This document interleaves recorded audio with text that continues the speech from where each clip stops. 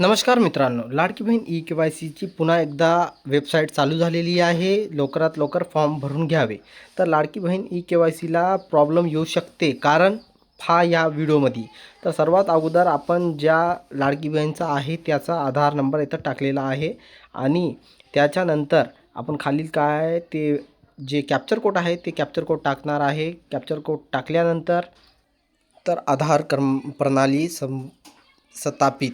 आता इथं मॅटर दिलेलं आहे. हे तर मॅटर तुम्ही वाचून घ्यावे, कारण की मॅटर वाचण्यात तुम्हाला माहीत होते की काय लिहिलेलं आहे काय नाही. तर मॅटर वाचल्यानंतर याच्या खाली जे आहे मी सहमत आहे, पुन्हा पुन्हा एकदा सांगालो तुम्हाला मॅटर वाचून घ्यावे आणि मी सहमत आहे या बटनवर तुम्ही काय करा, मी सहमत आहे क्लिक करून टाका. क्लिक केल्यानंतर OTP पाठवा, OTP पाठवावर क्लिक करा.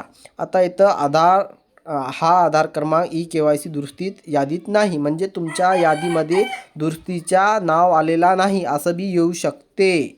तर आता काय करायचं, तर कायच करायचं नाही. दुसरी यादी लागल्यानंतर तुमचं नाव येऊ शकते, कारण की यादी आता फक्त एक टाईम लागलेली आहे. 2-3 टाईम लागणार आहे. 3 वेळेस लागल्यानंतर तुमचं नाव आलं नाही तर नाव कटलं, त्याच्या